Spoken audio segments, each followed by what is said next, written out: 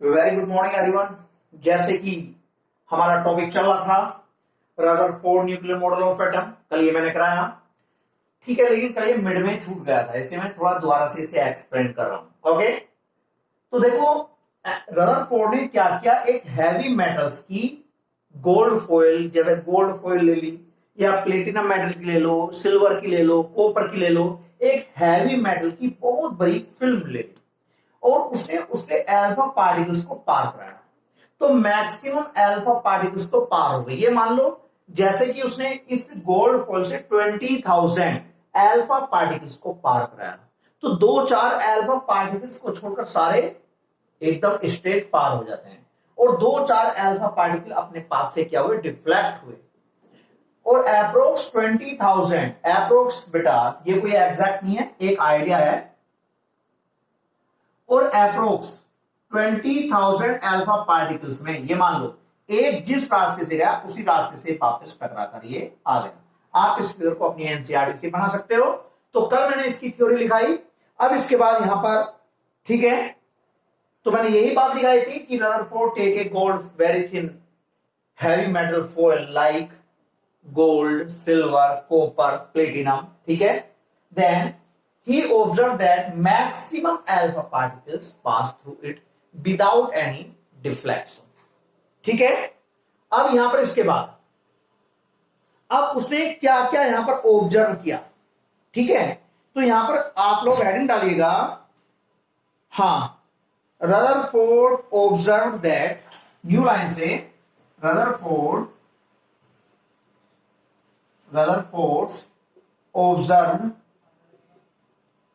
Observe that, क्या क्या observe किया। अब आप यहां पर देखो, एक तो मैक्सिमम अल्फा पार्टिकल्स तो इससे पार हो जाते हैं, ठीक है। तो लिखिएगा पॉइंट नंबर 1, लिखिए जल्दी से, most of the alpha particles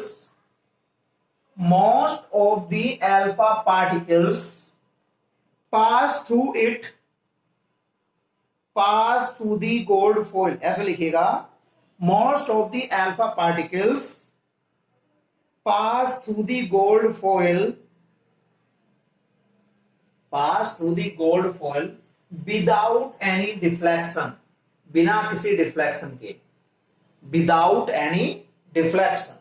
okay, number 2, हाँ देखिए number 2, A small fraction of alpha particles, देखो जैसे ये 2-3 अल्फा पार्टिकल डिफ्लेक्ट हो रहे हैं, लिखिएगा a small fraction of alpha particles,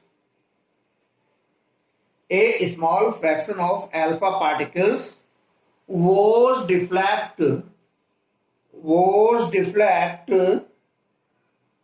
by small angle, ठीक है। a small fraction of alpha particles were deflect through small angle। Okay, point number 3, क्या ऑब्जर्व किया उसने, नंबर 3 में लिखेंगे, देखो a very few alpha particles, यानी 1 in 20,000, ठीक है, very few alpha particles, bracket में लिख लो 1 in 20,000, बाउंस्ड बैक, जिस रास्ते से गया उसी रास्ते से वापस आ गया, bounced back by nearly 180 degree angle,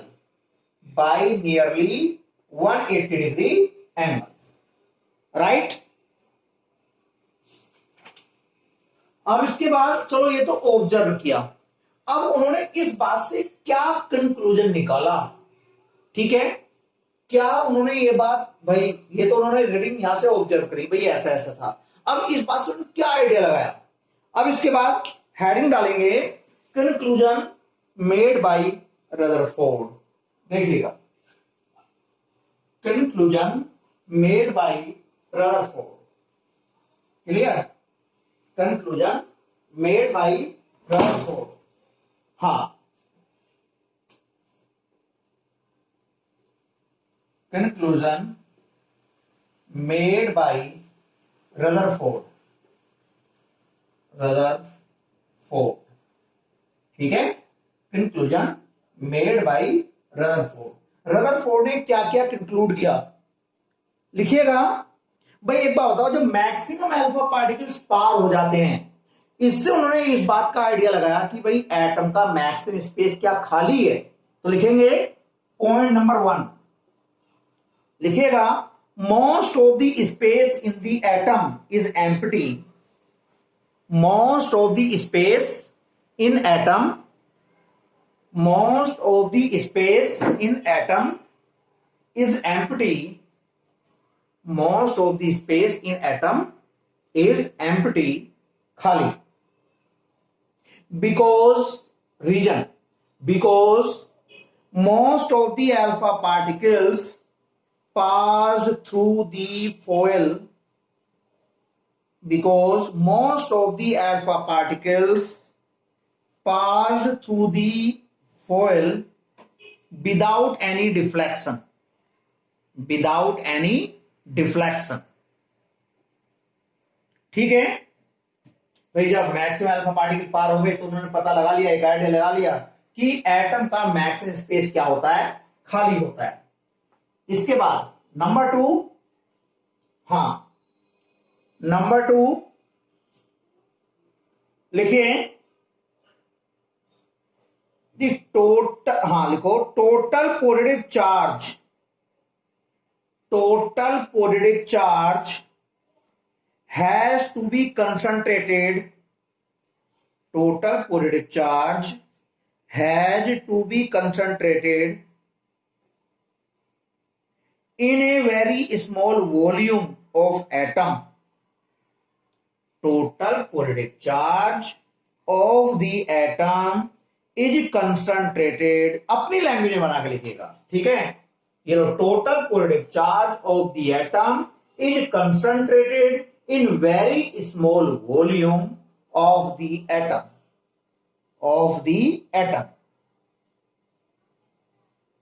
clear। इसके बाद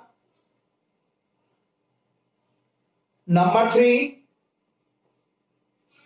लिखेंगे वॉल्यूम ऑक्यूप। अब सुनो, जो कहता है total positive charge of the atom is concentrated in very small volume, ठीक है, उसमें 2-3 वर्ड लिख लो, कोल्ड न्यूक्लियस।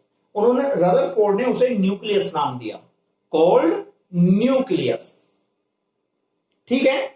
अब नंबर 3 में लिखिएगा the size of nucleus, the size of the nucleus, the size of the nucleus, size के volume word भी कर सकते हो, ये लिख लो volume of the nucleus is negligible, volume of the nucleus is negligible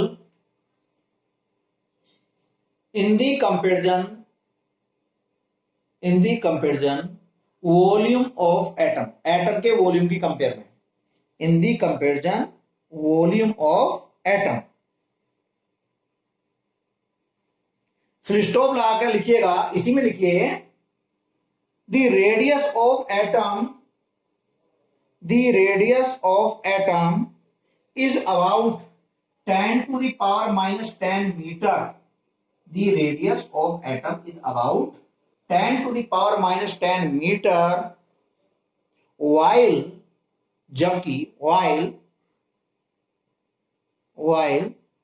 radius of nucleus is 10 to the power minus के 15 metre. देखो बहुत छोटा वॉल्यूम, ठीक है। एक बार बताओ, आप कहोगे जी 5 पॉइंट तो इस साइड है, बेटा एक बार बताओ, आपके पास ये मान लो 10 करोड़ रुपए है, मैं 10 करोड़ रुपए से जरा एक जीरो हटा दूं तो कितनी छोटी नंबर होगी, ठीक है। तो एक नंबर से बड़ी नंबर में बहुत बड़ा फर्क है। यहां तो 10, 15 इतने जीरो हैं 1 के आगे, ठीक है। तो भाई radius of nucleus is 10 to the power minus के 15 मीटर। इसके बाद देखो भाई, जब रदरफोर्ड ने ये कंक्लूजन निकाला, इस बेस पर रदरफोर्ड ने अपना एटॉमिक मॉडल दिया। देखो पहले क्या, रदरफोर्ड का एक्सपेरिमेंट, रदरफोर्ड के एक्सपेरिमेंट के बाद क्या, रदरफोर्ड ने क्या क्या ऑब्जर्व किया, ऑब्जर्वेशन के बाद आया रदरफोर्ड का कंक्लूजन, क्या उसने कंक्लूड किया। अब कंक्लूजन के बाद आता है Rutherford's atomic model. My next heading is Rutherford atomic model. Okay, ठीक है, Rutherford's nuclear model of atom, ये अब है मेन हेडिंग ये। ठीक है, पहले तो ये पूरा मैंने मेन हेडिंग डाल दिया, उसके लिए क्या क्या आया, तो अब हेडिंग रदरफोर्ड्स मॉडल, चाहे रदरफोर्ड्स मॉडल ऑफ एटम या Rutherford's nuclear model of atom, बात एक है, जल्दी से हेडिंग डालें। ठीक है, Rutherford's nuclear model of atom, लिखें थोड़ा फास्ट। हाँ, लिखो according to this model, according to this model, number 1, the positive charge and most of the mass of atom, लिखें जल्दी से, the positive charge and most of the mass of the atom is concentrated in extremely small, is concentrated in extremely small region, region, region called the nucleus by Rutherford।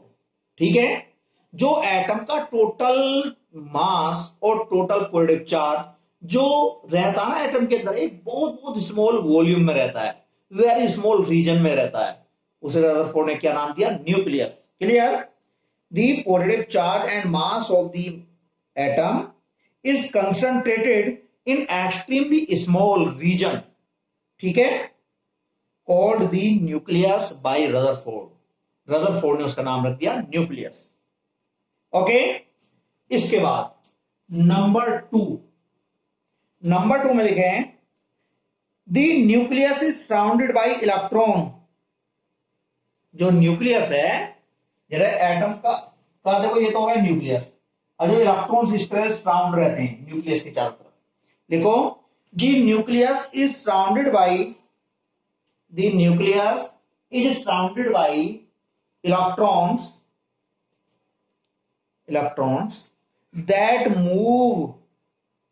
that move around the nucleus।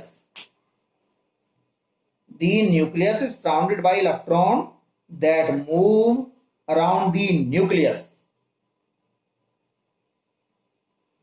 with a high speed, high speed के साथ, ठीक है, with a high speed in circular path called orbit। ठीक है बच्चों, the nucleus is surrounded by electrons, ठीक है, the nucleus is surrounded by electrons that move around the nucleus with a high speed in circular path called orbit। इन्हें orbit नाम दिया गया, called orbit। Number 3, भाई पहले पॉइंट में क्या कह दिया, total mass and total positive charge is concentrated in very small volume of atom, ठीक है, उसे नाम क्या दे दिया रदरफोर्ड ने, न्यूक्लियस।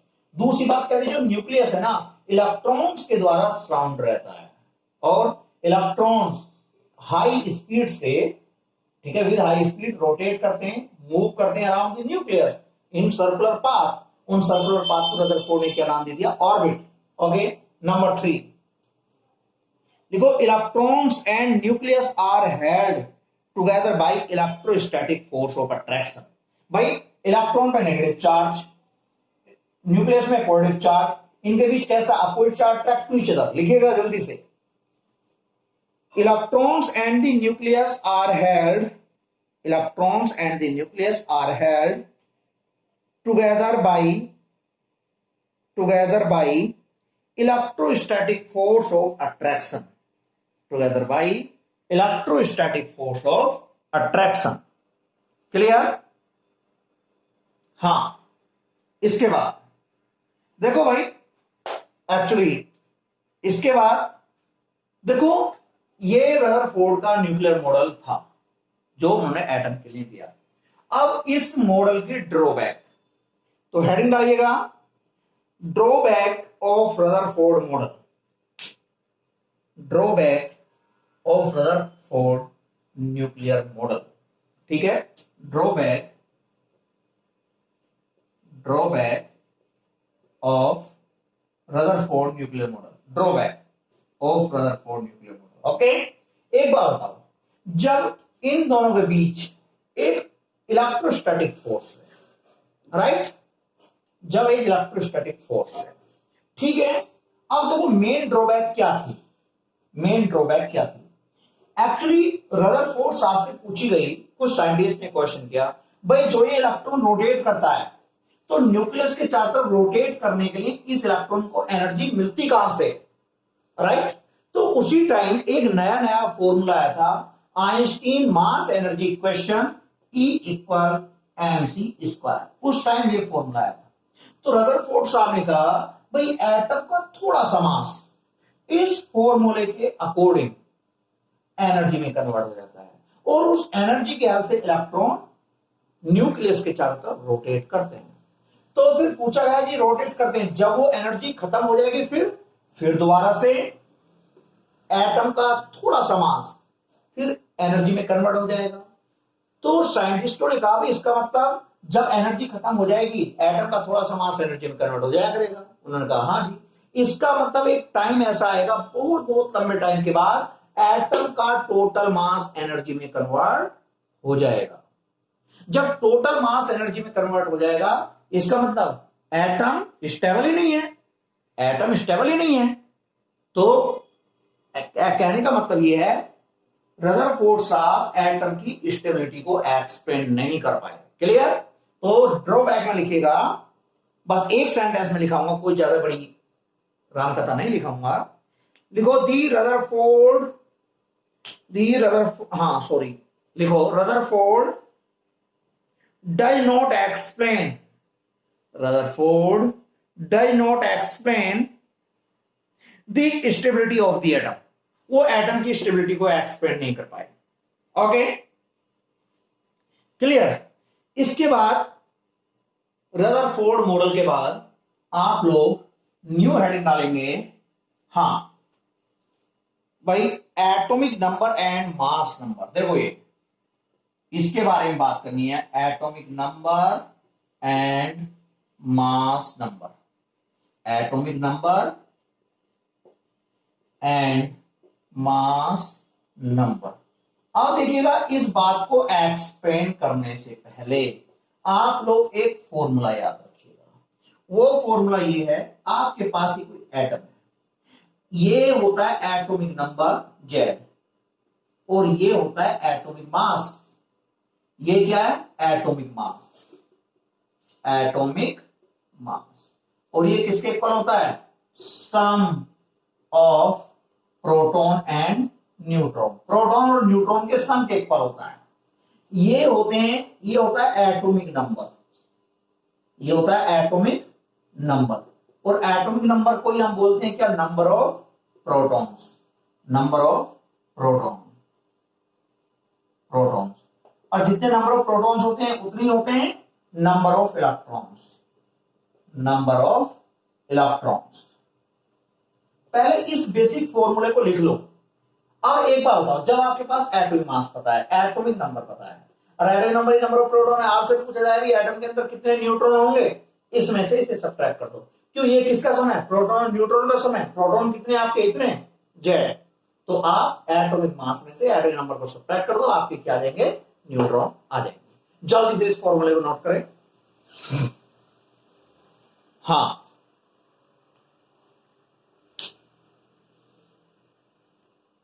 सॉरी ये आपको थोड़ा क्लियर नहीं हुआ है, ठीक है, इसे थोड़ा मैं ऊपर लिख रहा हूं। हाँ, Z क्या है?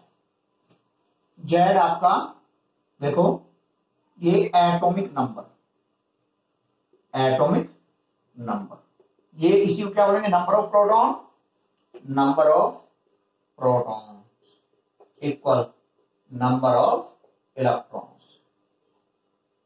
ठीक है, नंबर ऑफ इलेक्ट्रॉन्स। जल्दी से नोट करें, बी फास्ट।